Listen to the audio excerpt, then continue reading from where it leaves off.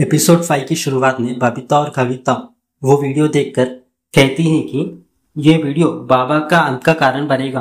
पर सवाल ये है कि पम्मी यहाँ से बाहर कैसे निकलेगी ताकि वो पुराना केस फिर से चालू कर सके।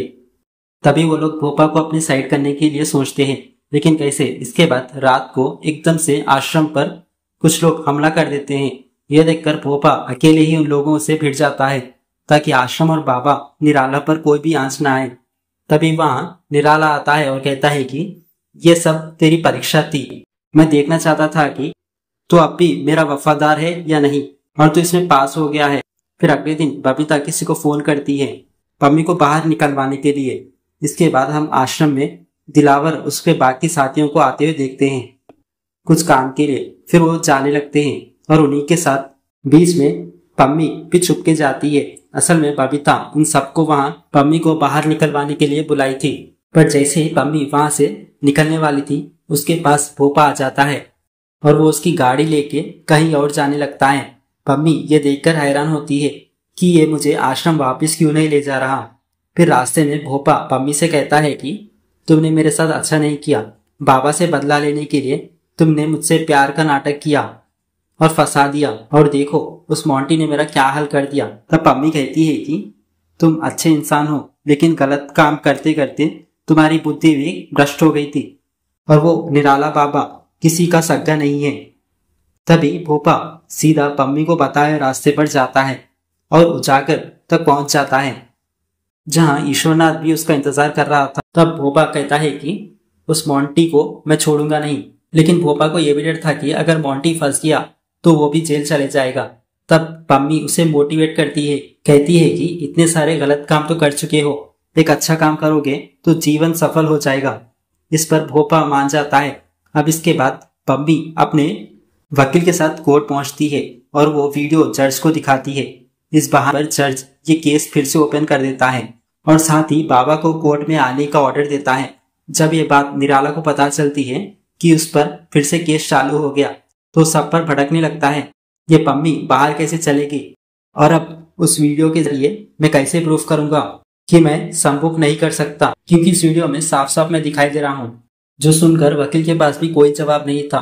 तब भोपा कहता है तू कोर्ट जा, मैं डॉक्टर से बात कर लूंगा, वो फिर से वही डॉक्यूमेंट्स बनाएगा कि तेरा शुद्धिकरण हो चुका है। ये कोई डरने वाली बात नहीं। ये सुनकर निराला भोपा पर विश्वास कर चले जाता है।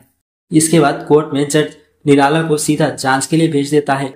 वहां जाकर पता चलता है कि इस बार तो डॉक्टर ही बदल गया है, जो बाबा की जांच करेगा वो ये डॉक्टर है ही नहीं। तब निराला इस पर मना करने लगता है, मैं सिर्फ अपने डॉक्टर से ही जांच करूंगा। ये बात डॉक्टर जज तक पहुंचवा देता है।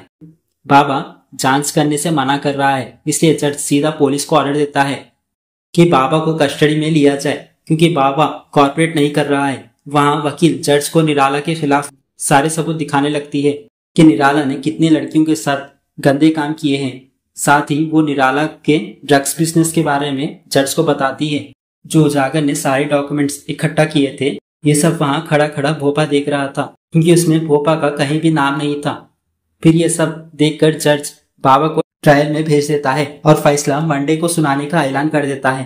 फिर जब निराला को जेल ले जाया जा रहा होता है तो उसके भक्त पुलिस पर पत्थरबाजी शुरू कर देते हैं और गाड़ी को आगे जाने नहीं देते। इस पर पुलिस वाले सीएम से पूछते हैं, सर हम क्या करें? तो हुकुम सिंह सारी फोर्स को वहां जाने का ऑर्डर देते हैं ताकि निराला को सजा हो सके। साथ ही एक पुलिस वाला बाबा को समझाता है, पुलिस फोर्स तो आ रही है, अगर इस हंगामे में लोग मारे गए तो इसके जिम्मेदार आप ही होंगे, इसलिए लोगों को शांत रहने के लिए कहिए। तब बाबा निराला बाहर आकर लोगों को शांत रहने के लिए कहता है और फिर पुलिस वाले उसे सीधा जेल पहुंचा देते हैं। इसके बाद रात के समय भोपा निराला से मिलने आता है। निराला समझ चुका था कि भोपा की वजह से ही वो यहाँ फंस गया है, क्योंकि जब तक भोपा था उसने निराला पर एक भी आंच आने नहीं दी। पर जब भोपा के साथ उसने ऐसा किया तो भोपा ने उसने बदला लेने के लिए सब कुछ किया। इसके बाद भोपा निराला को खूब सुनाता है और कहता है कि अब तुम इस जेल में मजे करो, तेरा टाइम आ गया है। लेकिन निराला कहता है कि मैं बाहर तो जरूर निकलूंगा और उस दिन तुम सबका आखिरी दिन होगा। ये सुनकर भोपा चुपचाप चले जाता है। अब हमें मंडे का सीन दिखाया जाता है जहां जज सारे सबूतों को देखकर बाबा निराला को उम्र कैद की सजा सुनाते हैं और 30 लाख रुपए जुर्माना की सजा सुनाते हैं। ये 30 लाख रुपए पम्मी को दिए जाएंगे उसकी जिंदगी बर्बाद करने के लिए। निराला की सजा सुनकर पम्मी खुश हो जाती है। इसके बाद निराला जेल चले जाता है। वहां अब निराला की जगह भोपा गद्दी पर बैठ जाता है, जिसी के साथ अब पम्मी, बबीता और आश्रम के सारे लोग इस आश्रम की गंदगी साफ करेंगे, क्योंकि भोपा भी अब बदल चुका है। फिर हमें बाबा निराला को दिखाया जाता है जो अभी भी बदले की आग में जल रहे थे। और यहाँ पर एपिसोड 5 खत्म हो जाता है।